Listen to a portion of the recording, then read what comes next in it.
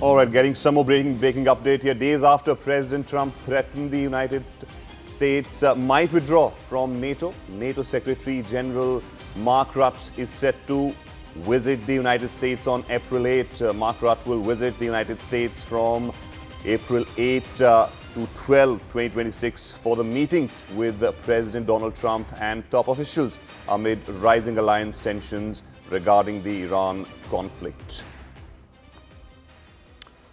All right, let me go back to CNN News 18's Akanksha Swaroop here. Akanksha, one thing is very clear that President Trump is really very upset with NATO. And when Secretary General of NATO will be in the United States meeting Trump, what do you think would be the conversation?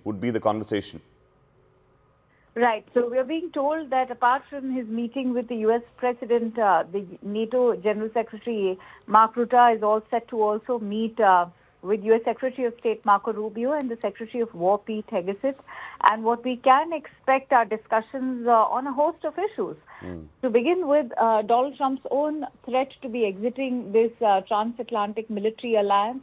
Not to forget, the threats have happened because of the ongoing war in West Asia. The U.S. President feels betrayed. He feels that the NATO did not do enough to at least ensure the blockading of the Strait of Hormuz is removed.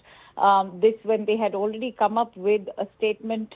There was a joint statement, remember, some days ago, Arun, by NATO allies, where they had declared that they will ensure there's military assistance provided that included the countries of Canada and Japan as well, and yet nothing was done because they had meetings, at least the foreign ministers and the NATO leaders. So primarily, unlike other NATO heads of states, whether it is the French President Emmanuel Macron or the Italian Prime Minister or say even the British Prime Minister, who's been a very vocal critic of this war, Mark Rutte is somebody who's known to be a Trump flatterer, a fan of sorts almost, because his tone is always very pacifying and pandering to the U.S. president. So perhaps even NATO is very aware of the fact that he could convince the U.S. president to stay in this war.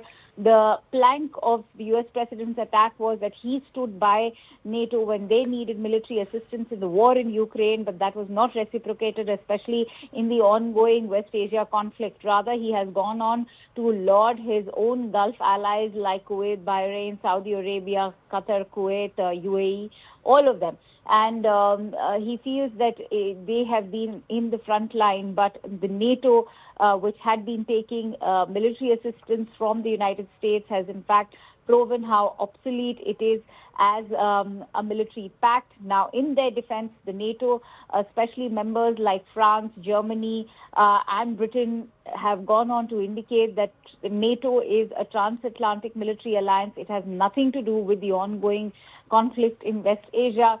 The British Prime Minister Keir Starmer has made it amply clear that this is not their war to fight, and the energy crisis that it has in fact inadvertently been sucked into cannot be afforded, because remember, because of the war in Ukraine, there was already an energy crisis that had hit Europe. Rather, Britain is trying to in fact bring the entire international community to the talking table.